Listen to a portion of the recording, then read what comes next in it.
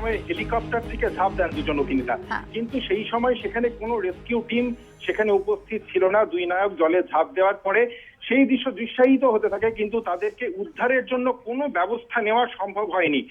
সেই দৃশ্যে তারা যখন জলে ঝাঁপ দেন তখন উদয় এবং অনিল নামে তাদের সেই যে দুজন অভিনেতা ছিলেন সেখানে তারা খলনায়কের ভূমিকায় অভিনয় করছিলেন, তারা জলে ঝাঁপিয়ে পড়েন। কিন্তু সেই সময় তাদের জল থেকে উদ্ধার করার জন্য কোনো রেস্কিউ টিম ছিল না।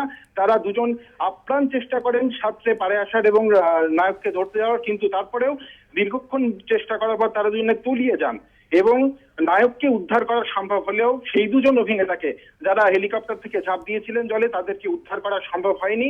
বাকি দেখো যে তল্লাশি চলছে এবং জলে ডুবে ওই দুজন অভিনেতার মৃত্যু হয়েছে বলে আশঙ্কা করা হচ্ছে। কুসুমিতা, একেবারে পুরুষোত্তম, তুমি আমাদের সঙ্গে থাকো। সেই ছবি আপনারা দেখতে পাচ্ছেন, একদিকে যখন হেলিকপ্টারে উঠছিলেন এই অভিনেতারা এবং সেই শুটিং এর অংশ হেলিকপ্টারে ওঠার আগে কিভাবে দুজনকে তাড়া করে আসছিলেন একজন, এবং ক্রমশই শুটিং চলতে থাকে। হেলিকপ্টার থেকে স্টান্টের সময় কিন্তু এই দুর্ঘটনা ঘটে। পুরুষোত্তম, এখানেই জানতে চাইবো যে আশেপাশে কোনো স্পিড বোট বা এই ধরনের দুর্ঘটনা স্টান্টের সময় আমরা জানি যাতে কোনো দুর্ঘটনা যদি ঘটে তার জন্য সেখানে একটা এমার্জেন্সি ব্যবস্থা থাকে, এখানে কি সেরকম কিছু ছিল না? এখানে সেরকম কোনো ব্যবস্থাই ছিল না কুসুমিতা, এবং এই কারণেই যেহেতু সেখানে কোনো রেস্কিউ টিম উপস্থিত ছিল না সেই কারণেই এই দুজন অভিনেতা জলে ঝাঁপ দিয়ে পড়ার পরেও, সেই দৃশ্যায়ন হয়ে যাওয়ার পরেও তাদেরকে উদ্ধারের কোনো রকম চেষ্টা করা যায়নি। পুরো বিষয়টি ক্যামেরার সামনে দৃশ্যায়িত হতে থাকে।